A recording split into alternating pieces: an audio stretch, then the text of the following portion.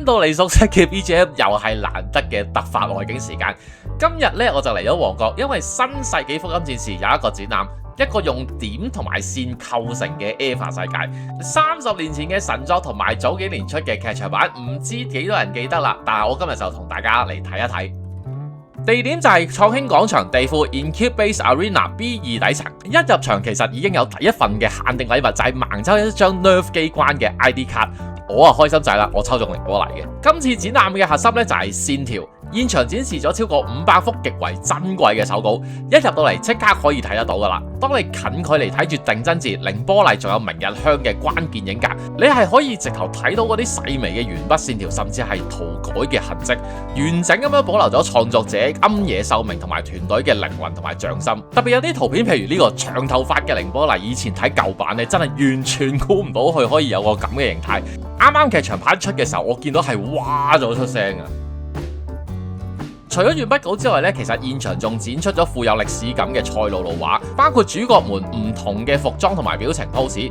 其實喺未有 CG 動畫嘅時候咧，就係先畫咗角色最關鍵嘅動作，再由動畫師補翻中間嘅變化，之後就將紙面上面嘅線條複製去落一個透明嘅賽璐璐膠片上面同佢上色，再將呢啲膠片搭喺背景紙上面。因為膠片係透明咁，所以同時搭幾層都可以做到一啲識喐嘅道具啊、背景啊或者其他入鏡嘅角色。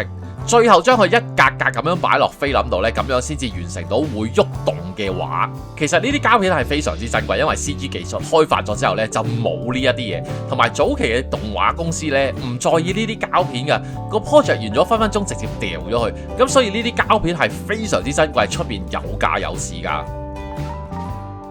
除咗 TV 版好舊嗰啲手稿之外，其實今次亦都展出咗新嘅劇場版手稿。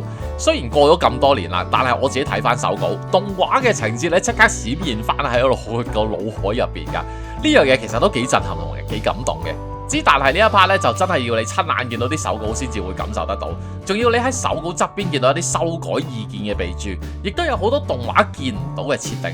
我可以話唔係單純一啲圖畫，而係你感受到呢個團隊嘅一個戰鬥嘅記錄嚟嘅。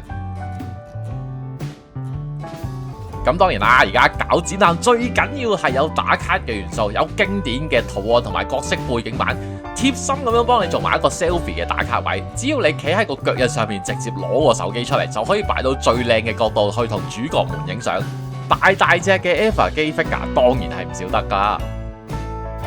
仲有一個位幾有趣嘅就係現場有一條長長嘅走廊，有啲 marker 筆俾埋你，你就可以畫低或者寫低你對 EVA 呢一套動畫嘅感覺。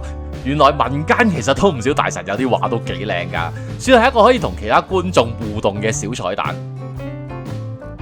另外仲有一個驚喜位就係主辦單位特別為咗香港站準備一個香港原創嘅打卡位，將所有角色擺晒入去香港獨有嘅地道風貌同埋街景入邊。呢一個畫面其實都好震撼同埋好親切㗎。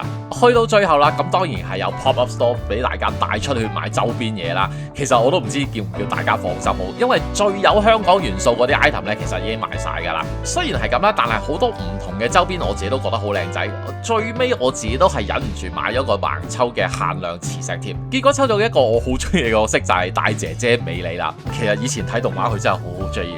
展覽入邊咧，其實都仲有2 part 沉浸式嘅體驗，但係我真係拍唔到出嚟。有興趣嘅話咧，展覽就去到7月12號現場買飛都得嘅。咁但係 Klook 嗰度如果用得埋我個優惠碼 Studio FOHK， 仲可以平多少少入場。